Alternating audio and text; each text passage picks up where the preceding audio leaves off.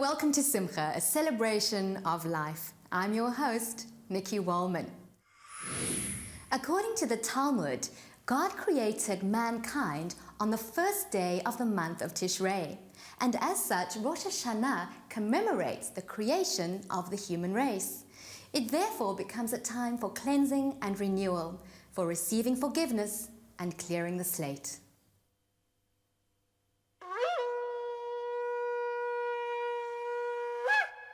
Rosh Hashanah is a strange name for the Jewish New Year because, in fact, it means Rosh, the head of the year. In the secular world, we call the New Year because that's exactly what it is. Wouldn't it make more sense to say something like the beginning of the year? Why do we use the name Rosh, the head? And there's a very simple but very important message here, and the message is how we can use our head instead of just using our instincts. And the way we do that is by creating lift, is by accessing, as Einstein says, a higher part of ourselves that has a deep wisdom, a deep knowledge.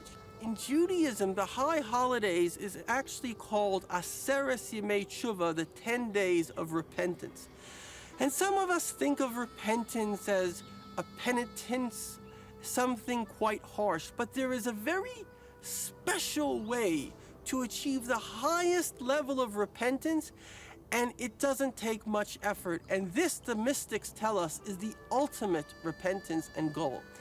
And that is to tune in to the depth of who you truly are. We human beings do have an option. We don't have to choose what necessarily instinctively feels right at that second.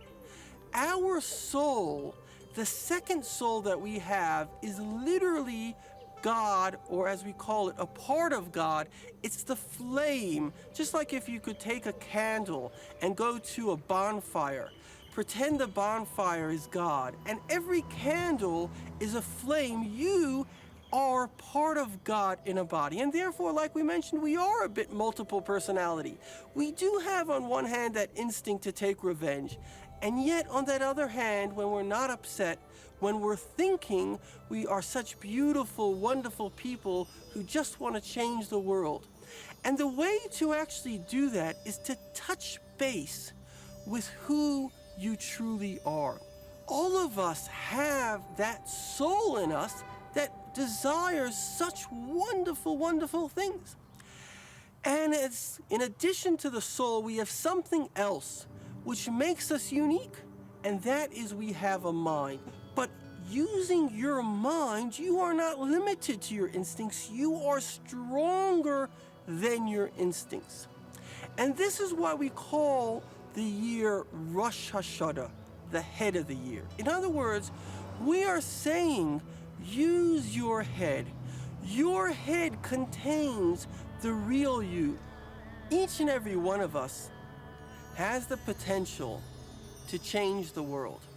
So each and every one of us, this Rosh Hashanah, the 19th and 20th of September, we need to make a personal accounting. It's not a global accounting that we need to do.